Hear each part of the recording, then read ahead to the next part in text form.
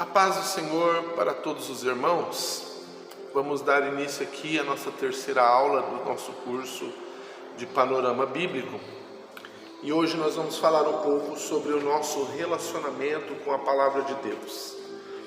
Antes de entrarmos na Bíblia Sagrada, precisamos entender como nós devemos buscar o conhecimento, nos relacionar com essa palavra. Como nós já vimos, o autor da Bíblia é o Espírito Santo e dependemos dele para nós aprendermos as suas verdades. Porque quem conhece o Espírito de Deus, senão o Espírito do Senhor, né? Então, veja, a Bíblia diz em 2 Timóteo, no capítulo 2 e no verso de número 15, a Bíblia diz assim: procura-te apresentar-te a Deus aprovado. Essa palavra procura no original grego, ela é espoudazo, que significa se esforce, apressa-te.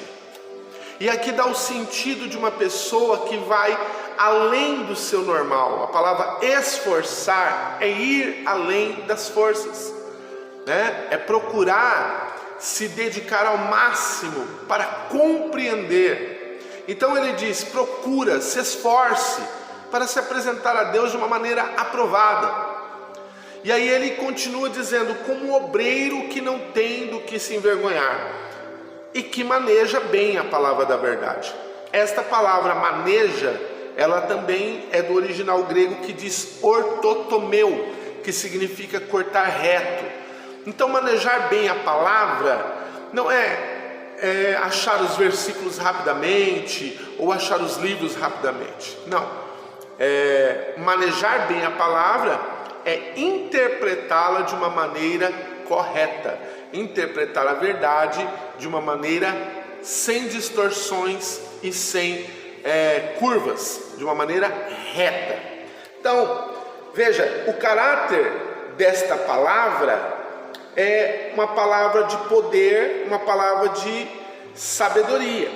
Então é impressionante que algumas coisas no mundo antigo criaram teorias, enquanto a Bíblia já trazia esses relatos. Por exemplo, os povos antigos acreditavam que a terra se apoiava sobre tartarugas, sobre os elefantes, sobre os gregos criaram um deus chamado Atlas, que carregava esse mundo nas costas, né? Essas eram as teorias que existiam sobre onde o mundo estava suspenso. E o que a Bíblia diz? A Bíblia diz lá em Jó, no capítulo de número 26 e no verso de número 7, a Bíblia diz assim: o norte estende sobre o vazio e suspende a terra sobre o nada. Ou seja, enquanto povos estavam teorizando sobre o que o mundo estava suspenso, a Bíblia já trazia na sua narrativa, nas suas palavras, que a terra estava suspensa sobre o nada. Essa é algumas das ideias do mundo antigo, né, de outras pessoas que às vezes não tinham esse conhecimento. Então observe que não conhecer a Bíblia é vagar sem uma direção certa, tá? O formato da Terra, né? O formato da Terra, e hoje nós temos aí os terraplanistas, né? Temos aí aquelas pessoas que estão aí com outra teoria também. Mas a Bíblia diz lá em Isaías, no capítulo 40, no verso 22, a Bíblia diz que o Senhor é aquele que está assentado sobre o globo, sobre a redondeza, né? Sobre o círculo da terra. Então a Bíblia também traz narrativas sobre o formato da terra. Então, como que eu me posiciono diante da palavra de Deus? Como que eu devo me aproximar da Bíblia? Como é que eu devo ler a Bíblia Sagrada? Será que a Bíblia tem uma chave de interpretação? Eu devo aceitar tudo como está escrito? Tenho que comprar um outro material para interpretar a Bíblia? A Bíblia, ela é a revelação de Deus para o homem, escrita pelo próprio Deus, como já vimos. Então é lógico, seria muito estranho que Deus escrevesse com palavras que as criaturas não entendessem. né? Existem algumas pessoas, eu mesmo dizia isso antes da minha conversão, eu dizia, não, eu só vou acreditar se eu pegar o original. Primeiro, queridos, não existem originais, o que existem são cópias das cópias. Então, quando nós citamos inclusive os originais, nós estamos falando das cópias mais antigas, as cópias mais antigas que foram encontradas, né? Então, a leitura da Bíblia, ela é uma leitura que o homem pode compreender. Então, eu tenho que pegar a Bíblia e ler essa Bíblia como uma carta que eu recebo de alguém. A mensagem que Deus nos dá é uma mensagem que não é impossível de ser compreendida. Existem regras, existem níveis de dificuldade, mas é perfeitamente concebível que um homem possa entender a sua mensagem. Deus jamais daria uma mensagem que o homem não tivesse condições de compreendê-la, né? Então, existem figuras de linguagem? Existem figuras de linguagem. Existem regras de interpretação. Por exemplo, símbolos que não fogem à nossa experiência, não são símbolos místicos ou algo que você nunca viu, não, são símbolos do nosso dia a dia. Por exemplo, Jesus falou, eu sou o pão da vida, eu sou a porta, quem tiver fome, quem vir a mim jamais terá fome, né? Eu sou a porta, quem entrar por mim achará pastagem. São figuras de linguagem, mas perfeitamente compreensivos, porque são coisas que nós lidamos no dia a dia. São figuras de fácil entendimento, porque fazem parte da nossa experiência natural. Então veja, uma das regras básicas da Bíblia é que Deus usa as coisas visíveis, ou seja, as materiais, para explicar as invisíveis ou as espirituais. Lembra quando Jesus ele chamou os discípulos e para falar a respeito da ansiedade, da preocupação, ele disse, olha, observem os passarinhos, eles não juntam em celeiros, eles não juntam nos seus ninhos, mas eles não morrem se o Pai não quiser que um deles se perca. Ele está usando coisas visíveis do nosso cotidiano, da nossa compreensão do nosso mundo, para entendermos coisas espirituais, como o cuidado de Deus, como a providência divina e como a soberania dele, né? A Bíblia, ela é a única que tem autoridade para interpretar as suas próprias figuras. Não é dado para nós o direito de darmos significados às figuras se a Bíblia não fizer isso. Por exemplo, em Apocalipse, no capítulo 17, e no verso de número 1, a Bíblia fala sobre a mulher que está sentada sobre muitas águas, né? A Bíblia fala sobre isso. Então nós temos aí uma mulher e as águas. E aí no capítulo 17, no verso 15, a própria Bíblia vai explicar o que significa essa figura. Veja, ela vai dizer assim, e disse-me, as águas que viste, aonde se assenta a prostitutas, são povos, multidões, nações e línguas. Então aqui nós já entendemos que a figura das muitas águas se referem a povos, nações, multidões, nações, línguas, tá? E ele continua dando significado a esta visão que João teve. E lá no verso de número 18, ele fala o seguinte, a mulher que você viu é a grande cidade que reina sobre os reis da terra. Então, a gente vê figura de linguagem na Bíblia, mas a própria Bíblia vai dar a interpretação desta figura, vai dar a interpretação deste simbolismo, o que não permite que o homem crie, a partir dele mesmo, essas imagens, essas figuras, para que não haja distorções na compreensão. Então, em primeiro lugar, a Bíblia ela tem que ser lida e entendida literalmente, tá? Salvo se houver uma notoriedade de um texto simbólico, como por exemplo a parábola do Jotão, como por exemplo a parábola das 10 virgens, como por exemplo a parábola das coisas perdidas, dracma, ovelha. Então veja, tem que ser entendida literalmente, desde que não haja algo muito claro em que nos mostre que aquele texto ele é simbólico. Por exemplo, Jesus diz: eu sou a porta. É evidente que eu não vou entender literalmente que Jesus é uma porta, tá? Jesus diz: eu sou o pão. Eu não posso entender literalmente que ele é um pão. Ele diz: eu sou a água. Eu não posso entender que ele é líquido. Então ali está muito claro que é simbólico. Mas se não houver essa clareza nos fatos, então eu tenho que entender de maneira literal, tá?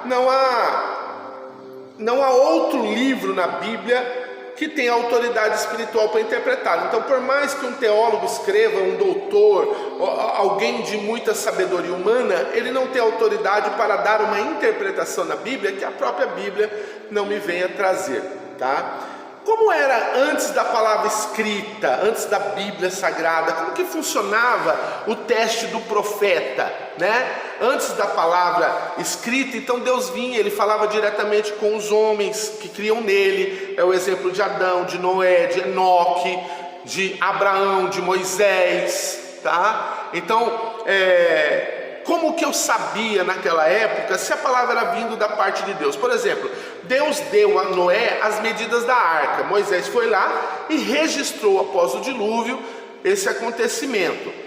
Então o teste para saber se era Deus ou não era muito simples. Se a palavra se cumprisse, era Deus. Se a palavra não se cumprisse, então não foi Deus que falou. Veja, por exemplo, o que diz o texto de Deuteronômio no capítulo 18, né? O capítulo 18, no verso 19: será que qualquer que não ouvir as minhas palavras, que ele falar em meu nome, eu requererei dele? Porém o profeta que tiver a presunção de falar alguma palavra no meu nome, mas que eu não tenha mandado falar, ou que falar em nome de outros deuses, este profeta morrerá. E se disser no teu coração: como conhecerei a palavra que o Senhor não falou? Então no verso 22 ele diz: quando um profeta falar em nome do Senhor e esta palavra não se cumprir, nem se suceder, assim esta é a palavra que o Senhor não falou, e com a soberba falou aquele profeta: não tenha medo dele. Nós estamos falando isso porque existe uma gama de pessoas que correm atrás de profecias, correm atrás de pessoas que se dizem usadas por Deus, e tudo que é dito parece que é um medo exagerado de examinar, de investigar, de ter o discernimento. E a palavra diz em 1 Coríntios 14, 29, fala em 2 ou 3 profetas e os outros julguem. A profecia ela precisa ser julgada. Em 1 João, no capítulo 4, no verso 1, a Bíblia diz: amados, não creiam em todos os espíritos, mas provem se esses espíritos são de Deus.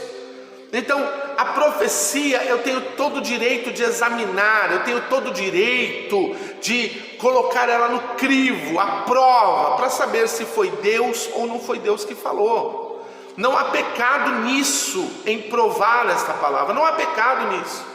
Então você precisa entender que quando Deus fala, Ele vai dar testificação daquilo que Ele falou. Ele vai confirmar por 2, 3 profetas, por meio de acontecimentos, por meio de situações que nós vamos compreender que aquilo que foi falado era realmente Deus que falou ao nosso coração.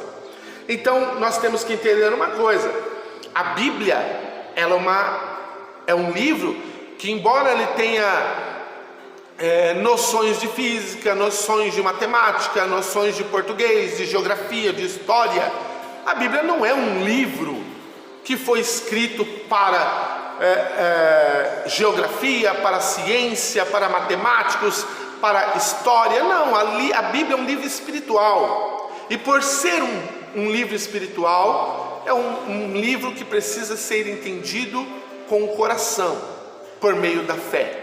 A Bíblia é um livro de fé, então é questão de fé, e a fé é crer, é considerar a certeza daquilo. A fé é a certeza daquilo que não se vê, é a certeza das coisas que se esperam. Sem fé não podemos nos aproximar de Deus, porque afinal, como poderemos crer que Deus existe, e como nos aproximaremos dele se nós não tivermos esse tipo de fé, né? Se alguém não nos falar de Jesus, como é que nós vamos crer? A fé também não é algo místico, a fé não é fideísmo, a fé ela é racional, de maneira que eu preciso compreender com a mente e crer com o coração. Então como é que eu vou crer em Jesus se ninguém me falar dele? A Bíblia diz que a fé vem pelo ouvir e o ouvir da palavra de Deus. Então quando eu ouço e eu creio e eu compreendo, eu absorvo aquilo e tomo para mim com convicção, e isso é fé, tá? Em nossa caminhada com Deus nós vamos ter lutas, mas nós devemos perseverar e olhar para o Cristo, o autor e consumador da nossa fé.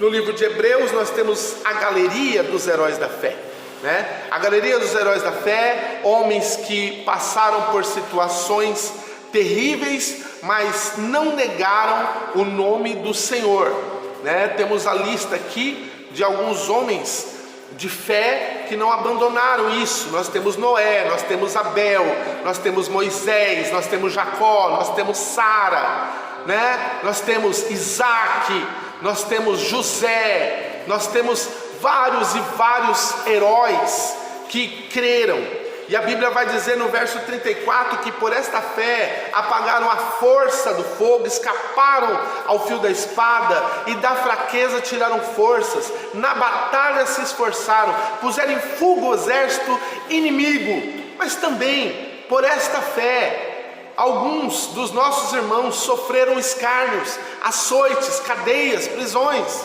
foram apedrejados, cerrados, tentados, mortos ao fio da espada.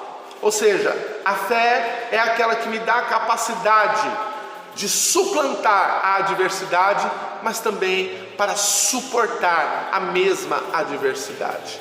Então, nesta segunda aula, nós aprendemos então como nos relacionar com a palavra de Deus e através dessa palavra desenvolver uma condição sine qua non para que nós possamos entender a Bíblia Sagrada, aprender a sua verdade, o elemento chamado fé. Amém?